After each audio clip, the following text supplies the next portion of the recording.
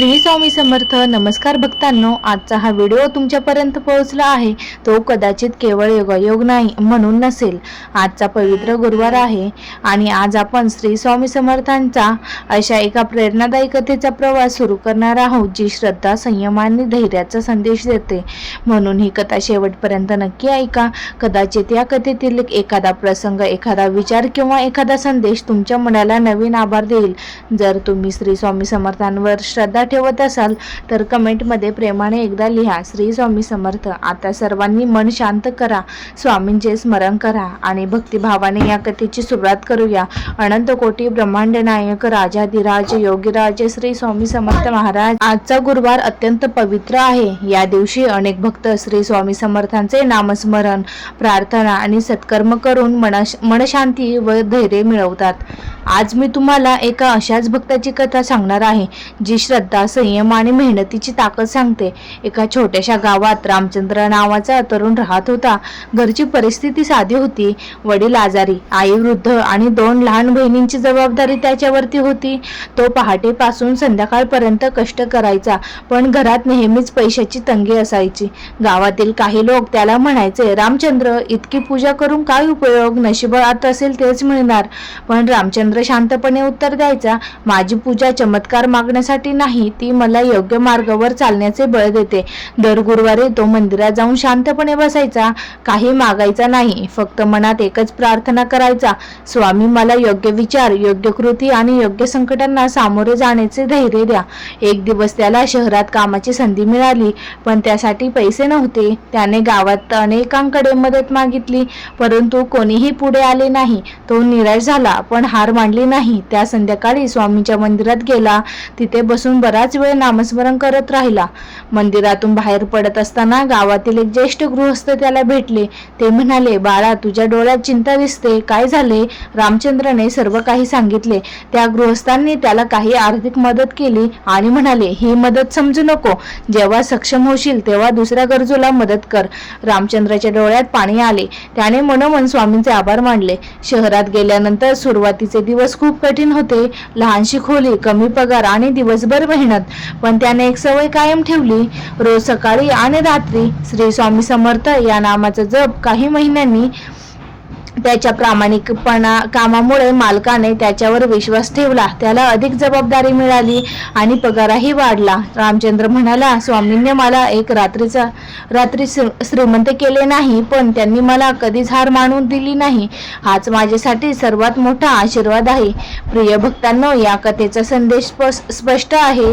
श्रद्धा आपल्याला योग्य निर्णय घेण्याची शक्ती देऊ शकते. परिश्रम, प्रामाणिकपणा आणि संयम यांची साथ असेल तर माणूस संकटापासून मार्ग काढू शकतो.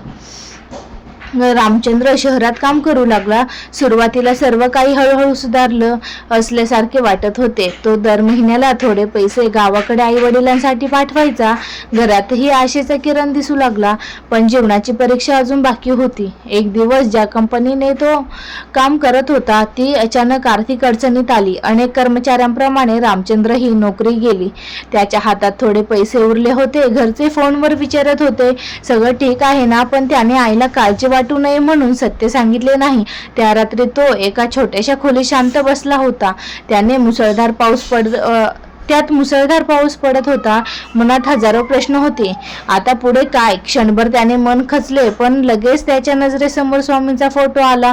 त्याने दिवा लावला आणि डोळे मिटून नामस्मरण सुरू केले, श्री स्वामी समर्थ, श्री स्वामी समर्थ. बराच वेळ जप केल्यानंतर त्याच्या मनातील भीती कमी झाली. त्याला जाणवले की निराश होऊन काही साध्य होणार नाही. दुसऱ्या दिवशी त्याने पुन्हा काम शोधण्यास सुरुवात केली. तो जिथे जाई तिथे नम्रपणे बोलायचा, प्रामाणिकपणे प्रयत्न करायचा आणि नकार मिळाला तरी धीर सोडत नव्हता. एका दिवशी एका छोट्याशा उद्योगाच्या मालकाने त्याची मुलाखत घेतली. मालकाने विचारले, तुझ्याकडे मोठा अनुभव नाही, मग तुला काम का द्यावे? रामचंद्र शांतपणे म्हणाला, अनुभव कमी असेल पण शिकण्याची तयारी आणि प्रामाणिकपणा माझ्याकडे आहे. हे ऐकून मालक प्रभावित झाला. त्याला काम मिळाले. काही महिन्यानंतर त्याने आपल्या मेहनतीचे सर्वांना विश्वास जिंकला. त्याची जबाबदारी वाढली, पगारही वाढला. पाईला जास्त पगार मिळाल्यावर त्याने स्वतःसाठी काहीही विकत घेतले नाही. तो थेट गावाकडे गेला. आईच्या हातात पैसे ठेवून तो म्हणाला, आई, हे माझे नाहीत, हे तुमच्या आशीर्वादाचे आणि स्वामींनी दिलेल्या धैर्याचे फळ आहे. आईच्या डोळ्यात आनंदाश्रू आले. त्या दिवशी संध्याकाळी संपूर्ण कुटुंबाचे स्वामी समर्थांच्या प्रतिमेसमोर दिवा लावला आणि एकच प्रार्थना केली, हे स्वामी, आम्हा नेहमी योग्य मार्गाने चालण्याची बुद्धी द्या. प्रिय भक्तांनो, या कथेतील सर्वात मोठा संदेश आहे, श्रद्धा म्हणजे संकट टाळणे नव्हे. श्रद्धा म्हणजे संकट आले तरी योग्य मार्ग सोडू नये, धैर्य टिकवावे आणि प्रामाणिकपणे प्रयत्न करावे. जीवनात कधी उशीर होऊ शकतो, पण चांगल्या कर्माची फळं वाया जात नाही. रामचंद्राचे आयुष्य आता हळूहळू स्थिर होत होते. नोकरी चांगली होती, घरची परिस्थिती सुधारत होती आणि आई वडिलांच्या चेहऱ्यावर अनेक दिवसांची समाधान दिसत होते.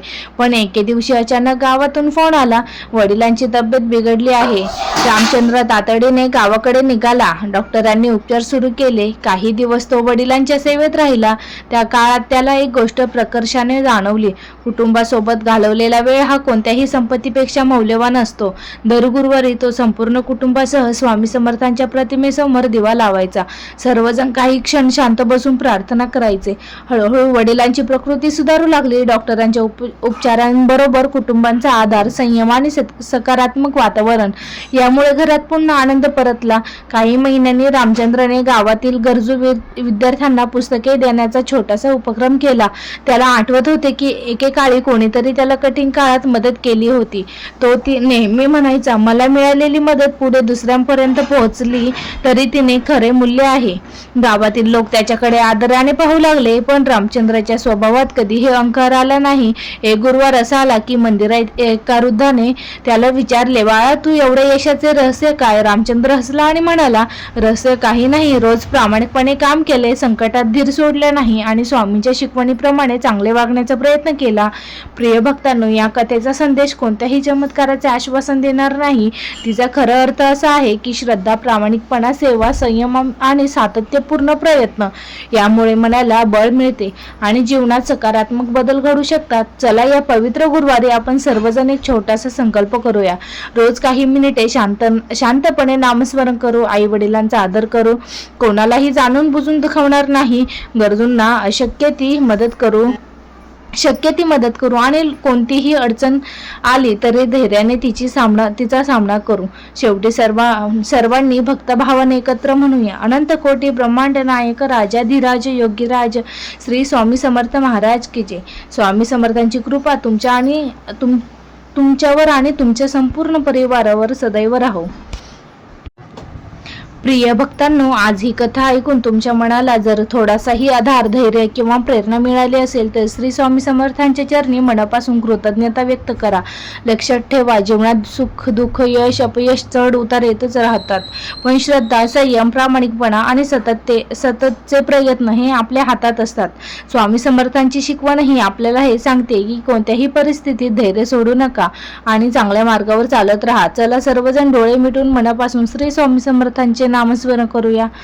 हे अनंत कोटी ब्रह्मांड नायक राजाधिराज योगीराज श्री स्वामी समर्थ महाराज, आमच्या मनातील अहंकार दूर करा, आम्हाला सद्बुद्धी द्या, योग्य कर्म करण्याची शक्ती द्या आणि प्रत्येक संकटाला धैर्याने सामोरे जाण्याचे बळ द्या. सर्वांच्या घरात सुख, शांती, समाधान आणि आरोग्य नांदो. जर हा व्हिडिओ तुम्हाला आवडला असेल तर तो इतर स्वामी भक्तांपर्यंत नक्की पोहोचवा, जेणेकरून त्यांनाही या प्रेरणादायी संदेशाचा लाभ मिळेल. पुन्हा भेटूया अशाच एका नवीन भक्तिमय कथा आणि प्रेरणादायी संदेशासह. तोपर्यंत एकच मंत्र आपल्या ओठांवर आणि मनात ठेवूया, भिवू नकोस, मी तुझ्या पाठीशी आहे. अनंत कोटी ब्रह्मांड नायक राजाधिराज योगीराज श्री स्वामी समर्थ महाराज की जय. श्री स्वामी समर्थ.